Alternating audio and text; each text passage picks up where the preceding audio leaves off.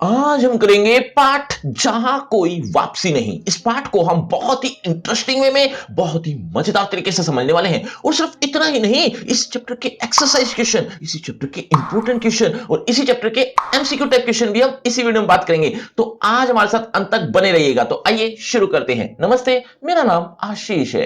देखो बच्चों, इस पाठ के लेखक हैं निर्मल वर्मा जी। निर्मल वर्मा जी ने इस पूरे पाठ में क्या बताया है, एक बार 2-4 लाइन में मुझसे सुन लो, ताकि जब मैं लाइन बाय लाइन एक्सप्लेनेशन करूं तो आपको ये पूरा पार्ट बहुत अच्छे से समझ में आ जाए। देखो, बहुत बार ऐसा होता है कि सरकार के कुछ प्रोजेक्ट होते हैं। किस तरह के प्रोजेक्ट? कि यहां पर मॉल बनेगा, यहां पर एक बहुत बड़ी कंपनी बनेगी, यहां से पुल निकालेंगे। इस तरह के बहुत सारे प्रोजेक्ट होते हैं और उन प्रोजेक्ट के लिए सरकार को जगह चाहिए होती है। और वो जगह आएगी कहां से? क्योंकि जगह तो लिमिटेड ही है। उसके बाद आप कुछ और बनाए जा रहे हैं, कुछ ऐसी औद्योगिकरण कर रहे हैं, या वहां पर उद्योग शुरू कर रहे हैं, या फिर वहां पर मॉल बना रहे हैं, या कुछ भी कर रहे हैं। उसके लिए जो जगह डिसाइड की जाती है वो किसी ना किसी की तो जगह होती है ना। मतलब कई बार तो ऐसा भी होता है, किसी गांव को उजाड़ कर, या यूं कह सकते हैं गांव वासियों को कहीं और भेजकर उसी गांव में ही वो प्रोजेक्ट लगा दिया जाता है, या वो फैक्ट्री, वो कारखाना, वो मॉल, या जो भी उनको चाहिए होता है वो वहां पर स्थापित कर दिया जाता है, वहां पर बना दिया जाता है। लेकिन उसके पीछे इस बात को कोई नहीं सोचता कि वहां पर जो गांववासी रह रहे थे उनका क्या होगा। अब हालांकि सरकार ने उनके लिए शायद कहीं और जगह फिक्स कर दी है, लेकिन वो गांव उनके लिए कितना प्रिय था। उनकी बचपन की यादें वहां पर जुड़ी हुई थी, उस घर से जुड़ी हुई थी, उस मोहल्ले से जुड़ी हुई थी, उस गांव से जुड़ी हुई थी। वहां पर उन्होंने खूब अपना बचपन जिया है। और वहां से उनको विस्थापित करके, विस्थापित करना मतलब एक जगह से दूसरे स्थान पर शिफ्ट कर देना, उसको कहते हैं विस्थापित करना। तो वहां से विस्थापित कर दिया, एक जगह से दूसरी जगह भेज दिया। वो चाहे उन्होंने बंदोबस्त किया दूसरी जगह या नहीं भी किया, वो बाद की बात है, लेकिन उस गांव को तो उन्हें छोड़ना पड़ गया। और वो गांव उनके लिए कितना प्रिय था, उनके बाप दादाओं के लिए कितना प्रिय था, वो चीज उनको छोड़नी पड़ गई। इस बात के बारे में कोई नहीं सोचता, सिर्फ अपने स्वार्थ के बारे में सब लगे हुए हैं, अपना बंदोबस्त करने में लगे हुए हैं। बड़ा छोटे को खाया जा रहा है। इस तरह का ही ये पाठ है जिसमें सिंगरौली गांव के बारे में जिक्र है। सिंगरौली 1983 की बात है। सिंगरौली गांव में वहां पर जो प्रोजेक्ट लगा, उसकी वजह से सिंगरौली गांव को एक जगह से दूसरी जगह जाना पड़ गया। उसी के बारे में ये पूरा पाठ है। लेकिन सिंगरौली में पहले माहौल कैसा था, इसके बारे में हम अब यहां पर शुरू में पढ़ेंगे। उसके बाद में उनकी स्थिति क्या हुई उसके बारे में भी हम पढ़ेंगे। लेकिन शुरुआत के पैराग्राफ में क्या बताया वो भी एक बार ध्यान से सुनो कि सिंगरौली 1983 में कैसी थी। वहां पर धान की रोपाई होती थी। धान की रोपाई के समय कहां पर? सिंगरौली क्षेत्र में। सिंगरौली क्षेत्र में भी नवगांव एक जगह का नाम है। वहां पर कई गांव हैं। उन गांव में एक गांव ऐसा है जिसका नाम है अमझर। अमझर क्या होता है? यहां लिखा हुआ मिलेगा आपको, ये रहा अमझर। अमझर का मतलब होता है जहां आम झरते हो, जहां आम बहुत ज्यादा मात्रा में उत्पन्न होते हैं। ऐसे गांव में धान की रोपाई हो रही है। वहां का माहौल कैसा है इसके बारे में ये पूरा अब पहला पैराग्राफ है। पहले पैराग्राफ में हम ये भी पढ़ेंगे कि जब सरकारी घोषणा हुई कि ये गांव उजाड़ दिया जाएगा, तब उस समय की स्थिति क्या थी वो अब हम यहां पर पढ़ते हैं। देखिए, वह धान रोपाई का महीना था। जुलाई का अंत, मतलब जुलाई का महीने का अंत चल रहा था, जब बारिश के बाद खेतों में पानी जमा हो जाता है। बारिश के बाद खेतों में पानी ही पानी था। और जब वहां से देखने पर पता चल, ऐसा लगता था जैसे पूरा गांव में बाढ़ आ गई हो, लेकिन ऐसा था नहीं। खेतों में पानी अक्सर जमा रहता है जब धान की रोपाई होती है। आगे देखिए, हम उस दोपहर, यानी लेखक उस दोपहर सिंगरौली के एक क्षेत्र नवा गांव गए थे। वहां पर सिंगरौली में एक क्षेत्र का नाम है नवा गांव। इस क्षेत्र की आबादी 50,000 से ऊपर है, जहां लगभग 18 छोटे छोटे गांव बसे हुए हैं। मतलब सिंगरौली एक क्षेत्र है, उस सिंगरौली क्षेत्र में भी एक नवा गांव है। नवा गांव के अंदर भी 18 छोटे छोटे गांव हैं। अब वो उसके बारे में क्या बताया, आगे देखिए। इन्हीं गांवों में से एक का नाम है अमझर, जिसके बारे में पहले ही बता चुका हूं। जो आम के पेड़ों से घिरा गांव, जहां आम झरते हैं, यानी आम गिरते हैं, बहुत सारे आम होते हैं यहां। किंतु पिछले 2-3 वर्षों से, पिछले 2-3 साल हो चुके हैं ना, उनमें पेड़ों पर सुनापन है। मतलब कोई आम नहीं हो रहे। क्यों नहीं हो रहे? आगे लिखा हुआ है, न कोई फल पकता है, न कुछ नीचे गिरता है। कारण पूछने पर पता चला कि जब से सरकारी घोषणा हुई है कि अमरोली प्रोजेक्ट के अंतर्गत, अमरोली एक प्रोजेक्ट का नाम है, जिस प्रोजेक्ट के अंतर्गत नवा गांव के अनेक गांव उजाड़ दिए जाएंगे, तब से न जाने कैसे आम के पेड़ सूखने लगे। मतलब वो सूख गए अचानक उस घोषणा के बाद। पता नहीं ये कैसा हुआ। आदमी उजड़ेगा तो पेड़ जीवित रहकर क्या करेंगे? मतलब जब आदमी ही नहीं रहेगा तो वहां पर पेड़ रहकर क्या करेंगे? पेड़ों को पता नहीं क्या समझ में आई, उन्होंने अपने आप को सुखाना शुरू कर दिया। उसके बाद वहां पर आम के फल नहीं हुए। देखो कैसी विडंबना है कि जैसे ही सरकारी घोषणा हुई, पेड़ों ने स्ट्राइक करना शुरू कर दिया, उन्होंने अपने आप को सुखाना शुरू कर दिया। देखो कैसी एक बहुत बड़ा चमत्कार कह सकते हो। ऐसा तो बहुत बार हुआ है कि पेड़ों को आदमियों ने बचाया कटने से, बहुत बार। लेकिन जब आदमी उजड़ रहा है, आदमी वहां से खत्म हो रहा है, उस गांव से चला जाएगा, तो पेड़ों ने भी स्ट्राइक कर दी। पेड़ों ने आदमियों को बचाने के लिए अपने आप को सुखाना शुरू कर दिया। ऐसा ही कुछ लिखा हुआ है आगे भी, देखो। टिहरी गढ़वाल में पेड़ों को बचाने के लिए आदमी के संघर्ष की कहानियां सुनी थी कि पेड़ों को बचाता है आदमी, इसके संघर्ष की कहानियां तो सुनी थी, किंतु मनुष्य के विस्थापन, विस्थापन का मतलब होता है एक जगह से दूसरी जगह जाना, तो मनुष्य के विस्थापन के विरोध में पेड़ भी एक साथ मिलकर मूक सत्याग्रह कर सकते हैं, मतलब बिना बोले सत्याग्रह कर सकते हैं। इसका विचित्र अनुभव सिर्फ सिंगरौली में हुआ। मतलब मैंने तो फिर यहीं देखा था बस ये चीज। बच्चों, लेखक का नाम मैंने क्या बताया था अभी थोड़ी देर पहले? एक बार जल्दी से कमेंट करके बताओ, देखना चाहता हूं कितने बच्चे मेरी बातें ध्यान से सुन रहे हैं। अब अगले पैराग्राफ में क्या लिखा है वो भी ध्यान से सुनो। आपने बहुत सी झोपड़ियों में रहते हुए लोग देखे होंगे, स्लम्स कह सकते हो आप। स्लम्स का जो एरिया होता है, स्लम में जो रहते हैं झोपड़ियों में, वो कभी आपने देखकर सोचा है कि उनके भी कभी कोई गांव रहे होंगे, वो कहीं ना कहीं अच्छी स्थिति में रहते होंगे, आज उनको झोपड़ियों में रहना पड़ रहा है। ऐसा कैसे होता है कि जब कोई सरकारी घोषणा हो जाती है, सरकारी कोई प्रोजेक्ट लगाया जाता है, उस प्रोजेक्ट के अंतर्गत उनको बेघर कर दिया जाता है, वहां से हटा दिया जाता है, फिर वो यहां वहां झोपड़ियों में रहते हैं। ऐसा बहुत बार होता हुआ देखा गया है। लेखक भी यही कह रहा है कि मैंने ऐसी स्लम्स यानी ऐसी झोपड़ियां जो क्षेत्र है वो बहुत देखे हैं, लेकिन वो झोपड़ियों से पहले कहां रहते थे ये मैं पहली बार देख रहा हूं सिंगरौली क्षेत्र में। सिंगरौली क्षेत्र में जो अमझर गांव है, वहां के जो निवासी हैं पहले रह रहे हैं, लेकिन ये जो एरिया है ये उजड़ जाएगा, ये खत्म हो जाएगा, ये जगह छोड़कर ये चले जाएंगे। तो ये पहले देखने का अनुभव मेरे साथ पहली बार हुआ है। उसके बाद तो इनको झोपड़ियों में यहां वहां रहना ही है, वो बाद की बात है। आगे देखिए, यही कुछ लिखा हुआ है, देखो। मेरे लिए एक दूसरी दृष्टि से भी यह अनूठा अनुभव है, अनोखा अनुभव है। दूसरी दृष्टि कौन सी? क्या? वही जो अभी समझाया। लोग अपने गांवों से विस्थापित हो गए, मतलब एक जगह से दूसरी जगह पहुंच गए होकर कैसी अनाथ उन्मूलित जिंदगी बिताते हैं। उन्मूलित मतलब अपने मुख्य स्थान से हटकर अपनी जिंदगी बिता रहे हैं। यह मैंने हिंदुस्तानी शहरों के बीच बसी मजदूरों की गंदी, दम घुटती भयावह बस्तियों और स्लम्स में कई बार देखा था। मतलब ऐसी झोपड़ियां जहां पर गरीब तबका रहता है, गरीब लोग रहते हैं, उसको स्लम्स कहते हैं। तो स्लम्स में मैंने कई बार देखा था, किंतु विस्थापन से पूर्व यानी एक जगह से दूसरी जगह जाने से पहले वे कैसे परिवेश में यानी वातावरण में रहते होंगे, किस तरह की जिंदगी बिताते होंगे, इसका दृश्य अपने स्वच्छ पवित्र खुलेपन में पहली बार अमझर गांव में देखने को मिला। मतलब मैं अमझर गांव को पहले ही देख चुका हूं, उसके बाद तो ये अमझर गांव उजड़ जाएगा।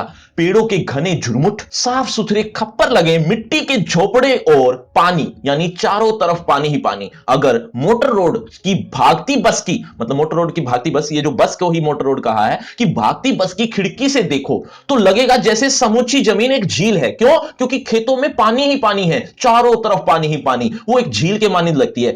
ऐसा लगता है जैसे बाढ़ आ गई हो। एक अंतहीन सरोवर, सरोवर यानी तालाब, ऐसा तालाब जिसका कोई अंत नहीं, जिसमें पेड़, झोपड़े, आदमी, ढोर डांगर मतलब जानवर, आधे पानी में, आधे ऊपर तिरते दिखाई देते हैं। आधे तो पानी में दिख रहे हैं क्योंकि उनके जो नीचे का हिस्सा है वो पानी में डूबा हुआ है, बाकी का आधा शरीर ऊपर की तरफ है। तो आधे पानी में और आधे ऊपर तिरते दिखाई देते हैं, मानो किसी बाढ़ में सब कुछ डूब गया हो, पानी में धंस गया हो। ऐसा लगता है जैसे बाढ़ आ गई हो, सब पानी में डूब गया, लेकिन ऐसा है नहीं। वही आगे भी लिखा हुआ है क्या? किंतु यह भ्रम है, ये भ्रम है। देखो ये जो खेत है ना, ये खेतों की बात हो रही थी, यहां पर पानी ही पानी हो जाता है।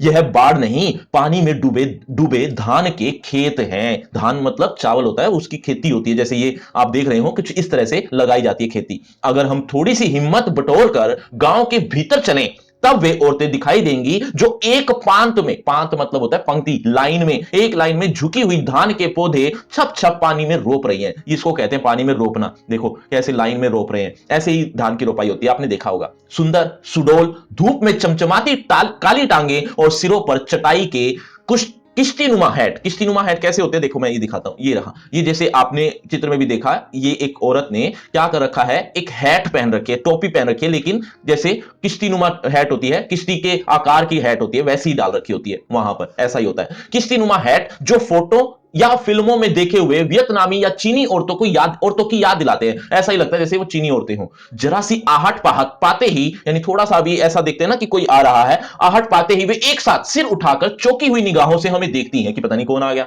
बिल्कुल उन युवा हिरनियों की तरह जिन्हें मैंने एक बार कान्हा के वन स्थल में देखा था। जैसे हिरनी देखते हैं ना, हिरण, डियर, वैसे ही वो लोग भी ऐसे ही देखते हैं गर्दन उठाकर, किंतु वे डरती नहीं है। हिरण तो भाग जाती है ना डरकर, लेकिन वो डरती नहीं है, भागती नहीं है, सिर्फ विस्मय से मुस्कुराती हैं, विस्मय यानी हैरानी से, और फिर सिर झुकाकर अपने काम में डूब जाती हैं। अब आगे लिखा है कि ये इतना अच्छा दृश्य है कि देखकर मन मोहित हो जाता है, इतना सुंदर दृश्य है, लेकिन ये देखकर विश्वास ही नहीं होता कि ये गांव अब थोड़ी टाइम के बाद उजड़ जाएगा। ये औरतें जो काम कर रही हैं, यहाँ के जो लोग हैं, एक जगह से दूसरी जगह चला भेज दिए जाएंगे और यहां वहां झोपड़ियों में रहेंगे, इतनी बुरी हालत हो जाएगी इनकी, वगैरह वगैरह। ऐसा विश्वास ही नहीं होता कि इनके साथ ऐसा होने वाला है। यही कुछ लिखा हुआ देखो। यह समूचा दृश्य इतना साफ और सजीव है, अपनी स्वच्छ मांसलता, मांसलता मतलब मांस से युक्त में, इतना संपूर्ण और शाश्वत है, शाश्वत यानी हमेशा के लिए रहने वाला। ऐसा लगता है कि एक क्षण के लिए भी विश्वास नहीं होता कि आने वाले वर्षों में सब कुछ मटिया मेट हो जाएगा। मटिया मेट मतलब होता है समाप्त हो जाएगा,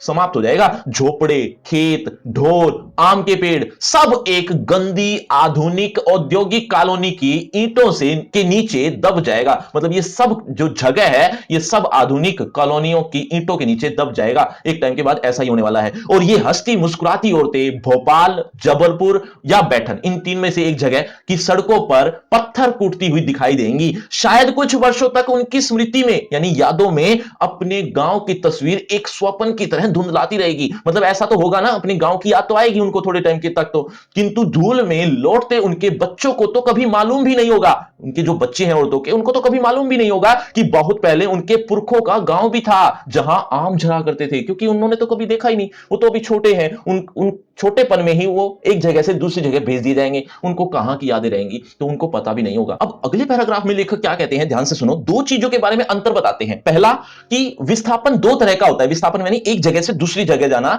ये दो तरह से होता है। एक होता है प्रकृति के द्वारा किया गया। प्रकृति के द्वारा किया गया कैसे? जैसे कोई बाढ़ आ गई या कोई तूफान आ गया, सारे घर उजड़ गए, या तूफान के बाद बारिश आ गई, बाढ़ आ गई, बाढ़ के कारण पूरा गांव डूब गया।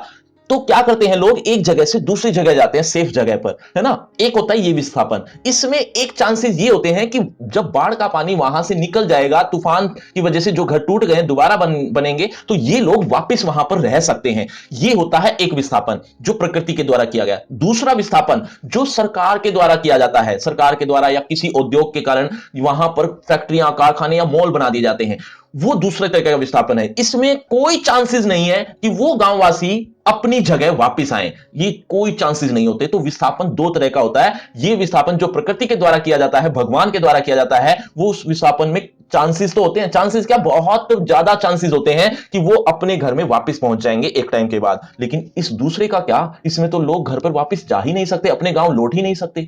ऐसा ही कुछ लिखा हुआ देखिए। ये लोग आधुनिक भारत के नए शरणार्थी हैं जिन्हें औद्योगिकरण बार बार आ रहा है। औद्योगिकरण का मतलब होता है उद्योग करना, उद्योग से संबंधित, यानी व्यापार करना, बिजनेस करने के संबंधित।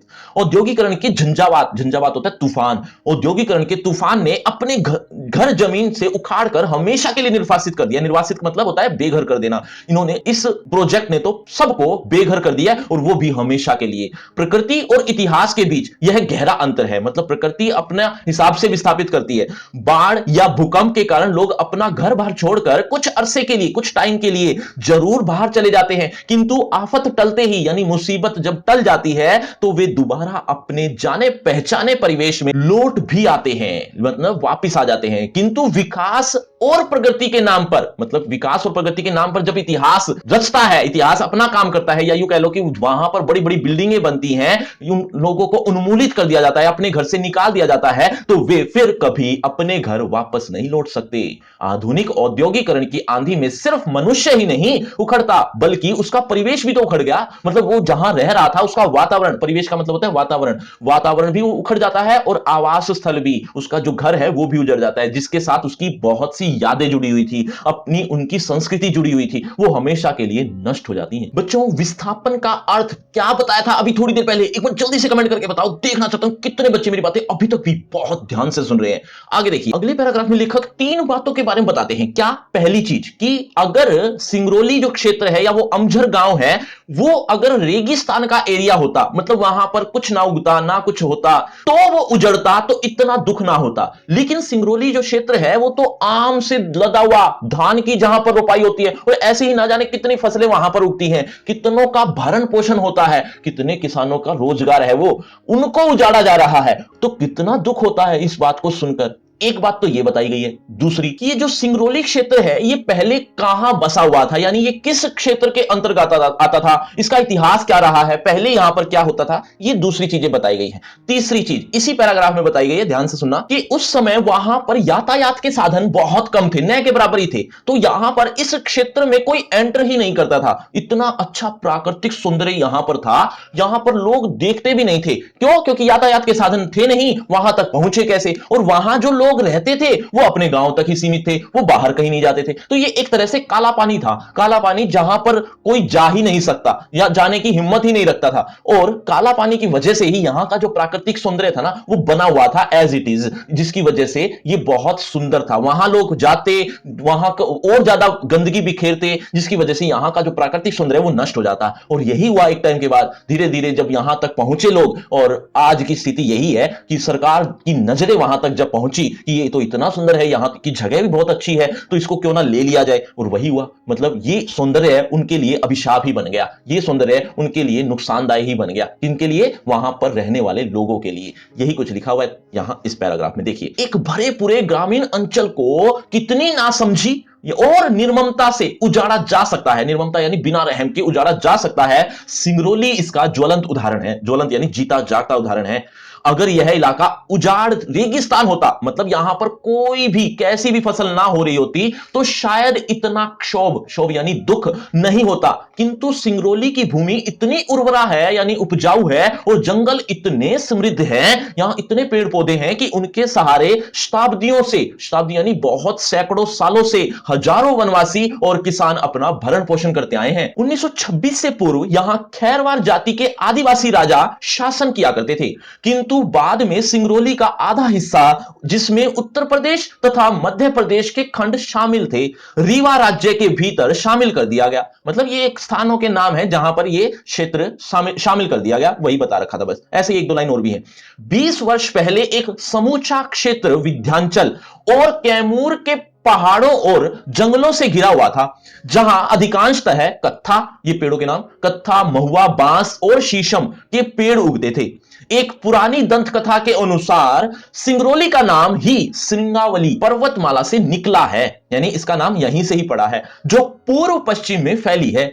चारों ओर फैले घने जंगलों के कारण, मतलब चारों ओर घना जंगल है, यातायात के साधन इतने सीमित थे कि एक जमाने में सिंगरौली अपने अतुल प्राकृतिक सौंदर्य के बावजूद, मतलब इतना सुंदर प्राकृतिक नजारा था, उसके बावजूद काला पानी माना जाता था। काला पानी क्योंकि उस क्षेत्र में प्रवेश ही नहीं कर सकते थे लोग, जहां न लोग भीतर आते थे न बाहर जाने का जोखिम उठाते थे, बाहर भी नहीं जाते थे लोग। आगे देखिए, अगले पैराग्राफ में क्या बताया, ध्यान से सुनो, कि ये जो सिंगरौली क्षेत्र का प्राकृतिक सौंदर्य है, यही प्राकृतिक सौंदर्य इसके लिए अभिशाप बन गया। यहां दिल्ली के जो सत्ताधारी थे, यानी शासन करने वाले लोग थे, जब उनकी आंखें वहां तक पहुंच गई, तो उन्होंने क्या किया, अपनी लालची निगाहों से उसका सब कुछ छीनने की ठान ली और वहां पर नए नए प्रोजेक्ट डाल दिए। और प्रोजेक्ट निकालने के बाद अब वो क्षेत्र धीरे धीरे उजड़ जाएगा, वो गांव समाप्त हो जाएगा, वो स्थिति अब वो वैसी नहीं रहेगी जैसी पहले थी। देखो, किंतु कोई भी प्रदेश आज के लोलुप युग में, कोई भी प्रदेश हो, आज का जो लालची युग है ना, लोलुप मतलब लालची, लालची युग में अपने अलगाव में सुरक्षित रह ही नहीं सकता। अलगाव यानी जो अलग था क्षेत्र, वो अब सुरक्षित नहीं रह सकते। कभी कभी किसी इलाके की संपदा ही, यानी जो उसकी संपत्ति है, उसी का ही अभिशाप बन जाती है। दिल्ली के सत्ताधारियों और उद्योगपतियों की आंखों, मतलब उद्योगपति यानी बिजनेसमैन की आंखों में सिंगरौली की अपार खनिज संपदा छिपी नहीं रही, वो छिपा नहीं पाए। विस्थापन की एक लहर रिहंद बांध बनने से भी आई थी, रिहंद बांध जब बना था, जिसके कारण हजारों गांव उजाड़ दिए गए थे। इन्हीं नई योजनाओं के अंतर्गत सेंट्रल कोल्ड फील्ड और national super thermal power corporation, ये नाम है, का निर्माण हुआ, चारों तरफ पक्की सड़कें और पुल बनाए गए। अब चारों तरफ पक्की सड़कें और पुल बनेंगे तो कहीं ना कोई गांव तो उजड़ेंगे, और कोई ना कोई नहीं, बहुत सारे गांव उजड़ जाते हैं। सिंगरौली जो अब तक अपने सौंदर्य के कारण बैकुंठ बना हुआ था, मतलब इतना अच्छा सौंदर्य था कि वो बैकुंठ था, यह एक तरह से स्वर्ग था, और अपने अकेलेपन के कारण काला पानी बना हुआ था। मतलब दोनों ही चीजें थी, बैकुंठ यानी स्वर्ग जैसा भी था और काला पानी भी था, क्योंकि वहां लोग पहुंच नहीं सकते थे, काला पानी माना जाता था। अब प्रकृति के मानचित्र पर राष्ट्रीय गौरव के साथ प्रतिष्ठित हुआ कोयले की खदानों और उन पर आधारित ताप विद्युत गृहों, विद्युत मतलब होता है बिजली, बिजली के घर की एक पूरी श्रृंखला ने पूरे प्रदेश को अपने में घेर लिया।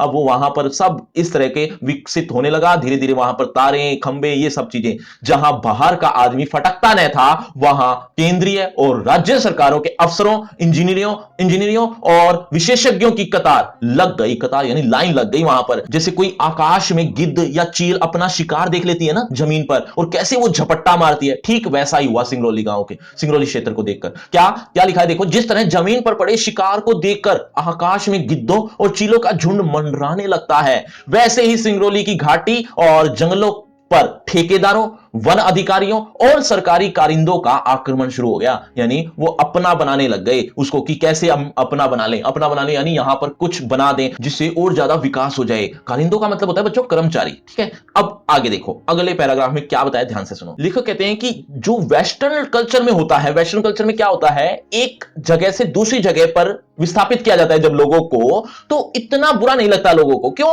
क्योंकि उनको कहीं और जगह मिल जाती है। और एक और बात, जितना इंडिया या भारत में लोग इतना इमोशनली अटैच हो जाते हैं अपने घर से लेकर, अपने परिवार से रिलेटेड, अपनी संस्कृति को लेकर, अपनी जन्मभूमि को लेकर जितना इमोशनल होते हैं, बाहर के लोग नहीं होते। बाहर के लोगों को या विलायत के विदेशों के लोगों को अगर एक जगह से दूसरी जगह छोड़ दिया जाए, उनको रहने से मतलब है, उनको इतना मतलब नहीं है कि ये हमारी जन्मभूमि थी। लेकिन भारत के लोग इतने अटैच हो जाते हैं कि उनको बहुत दुख होता है। तो लेकिन जो भारत के बड़े बड़े अधिकारी हैं, बड़े बड़े लोग हैं, उद्योगीकरण बिजनेसमैन हैं, पूंजीपति वर्ग है, वो इस बात को समझते नहीं है। वो क्या करते हैं, अपने स्वार्थ के लिए एक जगह से दूसरी जगह भेजने में एक पल भी नहीं लगाते। ऐसा ही कुछ यहां पर लिखा हुआ देखिएगा। विकास का यह है उजला, मतलब ये पैराग्राफ यही बताएगा कि वेस्टर्न कल्चर एक अलग चीज है, हमारे यहां की अलग चीज है। देखो विकास का यह उजला पहलू, उजला यानी ये दिख रहा है कि ये उजला है, यानी यहां पर विकास होगा, ये अच्छी बात लग रही होगी। ये उजला पहलू अपने पीछे कितने व्यापक पैमाने पर विनाश का अंधेरा लेकर आया है। मतलब ये दिख रहा है उजाला, लेकिन ये किसी के लिए, कितने लोगों के लिए अंधेरा लेकर आया है। हम उसका छोटा सा जायजा लेने दिल्ली में स्थित, हम मतलब लेखक छोटा सा जायजा लेने दिल्ली में स्थित लोकायन संस्था की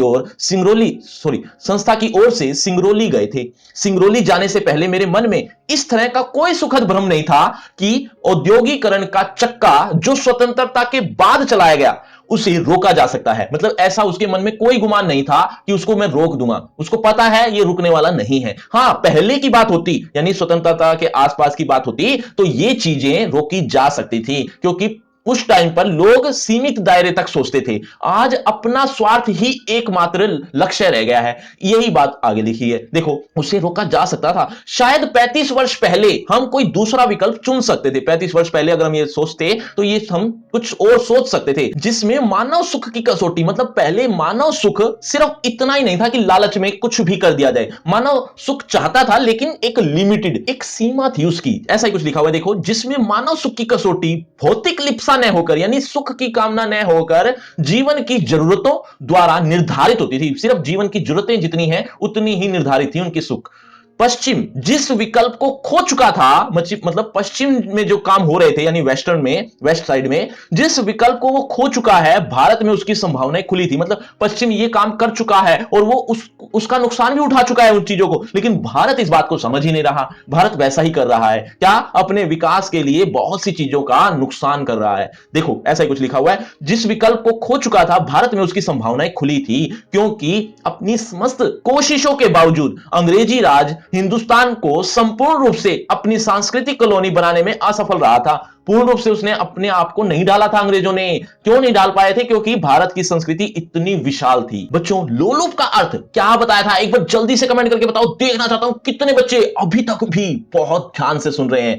आगे देखिए अगले पैराग्राफ में, इस पैराग्राफ में ये दो चीजें बताई हैं क्या, कि यूरोप और भारत में क्या डिफरेंस है। यूरोप में जब प्रकृति का नुकसान होता है तब इतना ध्यान रखा जाता है कि मानव और प्रकृति का रिश्ता खत्म ना हो जाए, मतलब ऐसा ना हो कि मानव के लिए सांस लेने तक की भी वो प्रकृति ना बचे, ऐसा ध्यान रखा जाता है। इतना संतुलन बनाए रखने के लिए वो ये काम करते हैं, बाकी चाहे उनके लिए कितना ही जगह एक्स्ट्रा हो वो उजाड़ देते हैं, बस इतना ध्यान रखते हैं कि प्रकृति और मानव का संतुलन बना रहे।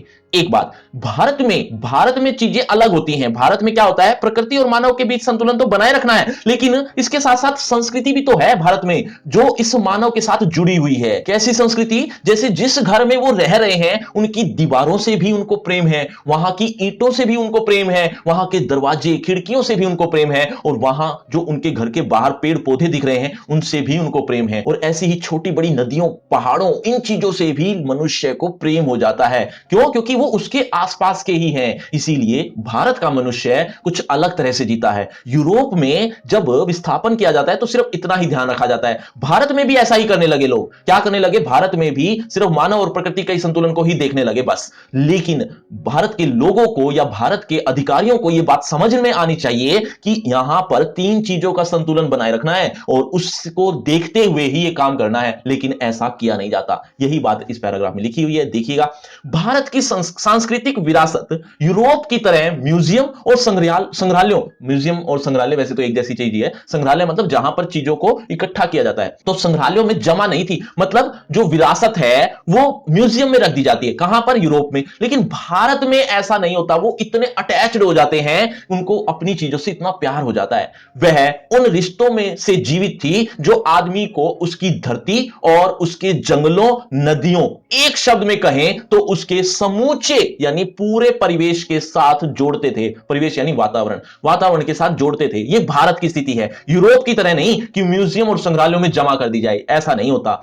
आगे देखिए, अतीत का समूचा, अतीत यानी भूतकाल, भूतकाल का जो समूचा मिथक संसार पोथियों में नहीं है, पोथियों यानी ग्रंथों में नहीं है, सिर्फ इन रिश्तों की अदृश्य लिपियों में भी मौजूद रहता है। यूरोप में पर्यावरण का प्रश्न मनुष्य और भूगोल इन दो के बीच संतुलन बनाए रखने का है, कि इन दो के बीच संतुलन बना रहे। किस किस के बीच, मनुष्य और भूगोल यानी धरती या प्रकृति के बीच संतुलन बना रहे। भारत में यही प्रश्न मनुष्य और उसकी संस्कृति के बीच पारंपरिक संबंध बनाए रखने का भी हो जाता है। स्वातंत्र्योत्तर यानी स्वतंत्रता के बाद भारत की सबसे बड़ी ट्रेजेडी यह नहीं है, ट्रेजेडी मतलब दुखद घटना, यह नहीं है कि शासक वर्ग ने औद्योगिकरण का मार्ग चुना। यह बहुत बड़ी समस्या नहीं थी, यह बहुत बड़ी दुखद घटना नहीं थी कि हमारे जो शासक वर्ग के लोग थे वो औद्योगिकरण को पसंद करते हैं, बिजनेस को पसंद करते हैं। यह इतनी बड़ी समस्या नहीं है। यह समस्या यह है कि वो मानव, प्रकृति और संस्कृति इन तीनों के बीच संतुलन नहीं बना पा रहे। यह बहुत बड़ी दुखद घटना है। यही बात लिखी हुई है, देखो। ट्रेजेडी यह नहीं है कि शासक वर्ग ने औद्योगिकरण का मार्ग चुना, ट्रेजेडी यह रही है कि पश्चिम की देखा देखी यानी वेस्टर्न को देख देखकर और नकल में योजनाएं बनाते समय प्रकृति, मनुष्य और संस्कृति ये तीन चीजों के बीच का नाजुक संतुलन किस तरह नष्ट होने से बचाया जा सकता है, इस ओर हमारे पश्चिम शिक्षित सत्ताधारी यानी जो शासन करने वाले हैं उनका ध्यान कभी गया ही नहीं। हम बिना पश्चिम को मॉडल बनाए, मतलब पश्चिम की नकल ना करें, अपनी शर्तों और मर्यादाओं के आधार पर औद्योगिक विकास का भारतीय स्वरूप निर्धारण कर सकते हैं, पर कभी इसका ख्याल भी हमारे शासकों को आया हो ऐसा नहीं जान पड़ता। मतलब उन्होंने कभी ऐसा सोचा भी हो ऐसा लगता तो नहीं है। बच्चों, आपको लग रहा हो ये पार्ट खत्म हो गया? जी नहीं, अभी तो आपको इसी चैप्टर के इंपॉर्टेंट क्वेश्चन, एक्सरसाइज क्वेश्चन और एमसीक्यू टाइप क्वेश्चन भी पढ़ने हैं। लेकिन ये सारी चीजें मिलेंगी कहां? ये तीनों चीजें आपको मिलेंगी, लिंक दिया है डिस्क्रिप्शन बॉक्स में। डिस्क्रिप्शन बॉक्स में लिंक का नाम रखा है free crash course for 12th elective. इस नाम से आपको एक लिंक मिलेगा कुछ इस तरह से जैसा आप देख रहे हैं। ये सारी चीजें कौन सी? ये तीनों चीजें आपको एक ही लिंक पर देखने को मिल जाएंगी, तो वो लिंक पर जरूर क्लिक करना। लेकिन उससे पहले होगा आपका इसी टॉपिक से रिलेटेड एक छोटा सा टेस्ट। देखना चाहता हूं इस चैप्टर को आपने कितने अच्छे से समझा, और अगर आप इस चैप्टर अच्छे समझ चुके हो तो देखें जरा किसने कितना पढ़ा। पहला प्रश्न आपकी स्क्रीन पर ये रहा। लेखक ने जहां कोई वापसी नहीं इस पाठ में किस स्थान की समस्या को उजागर किया है? बच्चों, हर प्रश्न के बाद आपको 5 सेकंड मिलेंगे आंसर देने के लिए। आप अपना आंसर कमेंट करते रहना, एंड में देखना चाहता हूं किसके कितने आंसर ठीक हुए। लेखक ने जहां कोई वापसी नहीं इस पाठ में किस स्थान की समस्या को उजागर किया है? आपके ऑप्शन आपकी स्क्रीन पर ये रहे। ऑप्शन ए सिंगरौली क्षेत्र के अमझर गांव की, बी दिल्ली की, सी गुजरात की, डी मालवा क्षेत्र की। 5 4 3 2 1-0 सही उत्तर है ऑप्शन ए। चलिए बच्चों अगले प्रश्न की तरफ। अगला प्रश्न आपकी स्क्रीन पर, नवागांव के गांव किस प्रोजेक्ट के कारण उजाड़ दिए गए? आपके option A Satyagraha project, B Amroli project, C Malwa project, D Ganga नदी प्रोजेक्ट। 5 4 3 2 1-0 सही उत्तर है ऑप्शन बी अमरोली प्रोजेक्ट। चलिए बच्चों अगले प्रश्न की तरफ। अमझर गांव की आबादी कितनी थी? ध्यान हो तो जल्दी से जवाब दिए। Option A 1 lakh, B 50,000, C 25,000, D 30,000। 5 4 3 2 1-0 सही उत्तर है ऑप्शन बी 50,000। चलिए बच्चों अगले प्रश्न की तरफ। अगला प्रश्न, सिंगरौली में किस जाति के राजा शासन किया करते थे? आपके ऑप्शन, खैरवार जाति के आदिवासी, बी खिलजी वंश के, सी महुआ जाति के, डी सेंगर जाति के। 5 4 3 2 1-0 सही उत्तर है ऑप्शन ए। तो बच्चों ये है आपका रिपोर्ट कार्ड, ध्यान से देख लीजिए, पढ़ लीजिए, और हाँ आपके टोटल मार्क्स कितने हैं ये कमेंट करना मत भूलना। और आपकी क्लास से रिलेटेड एक फ्री क्रैश कोर्स आ गया जो कि बिल्कुल फ्री है, लिंक आपको डिस्क्रिप्शन में सबसे ऊपर मिल जाएगा। इस लिंक में आपको आपकी क्लास से related A to Z syllabus एक ही लिंक पर देखने को मिल जाएगा, आपको कहीं भटकने की जरूरत नहीं पड़ेगी। तो वो लिंक जरूर देखना। और अगर आपको मुझसे पर्सनल बातचीत करनी है तो सभी सोशल मीडिया के लिंक डिस्क्रिप्शन बॉक्स में है, आ जाइए बातचीत करते हैं। शुक्रिया, धन्यवाद।